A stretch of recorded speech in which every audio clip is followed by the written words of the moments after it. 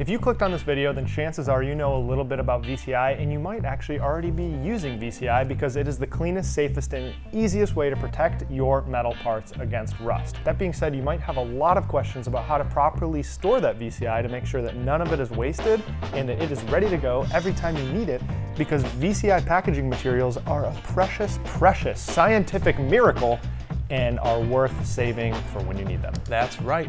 Don't waste money by throwing away VCI material. Stick around with us here at Arrusted Development, 2 guys, 2 minutes, talking about rust to find out how you can properly store your VCI materials when they're not in use. Roll it. Now the story of rust, and the 2 guys who talked about it in 2 minutes. It's Arrusted Development. Now, before we cover our 3 golden rules for storing your VCI packaging materials, we're gonna put 2 minutes on the clock because, well, that's what we do. 3, 2, 1.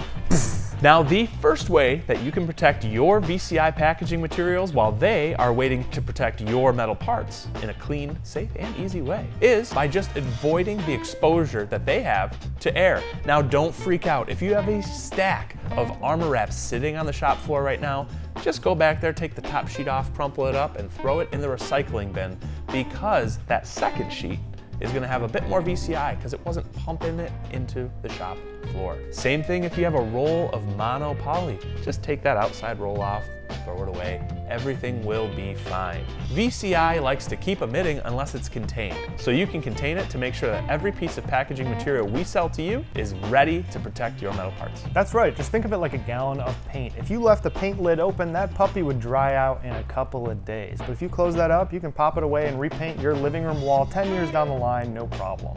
The second way to protect your VCI packaging materials so that they can protect your metal parts is by keeping them cool and stored in a climate-controlled environment. As the rate of temperature and humidity increases, the volatilization of the compounds in the vapor corrosion inhibitors or volatile corrosion inhibitors increases, and you don't want that. So definitely store your VCI packaging materials between 40 and 110 degrees Fahrenheit. That's right. Have you ever been running on a hot day?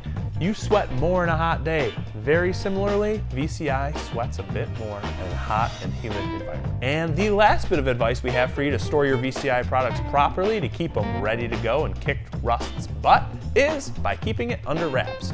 We don't want to get dirt, dust, grime, rips, or tears in the VCI packaging because that can be a reason for a failure. We say that we can protect a clean, dry part, and you should keep your VCI packaging materials clean and dry as well. We don't want forklift exhaust. We don't want dirt, grime, or dust. We want clean packaging materials so we can keep your parts spanking clean. Spanking clean.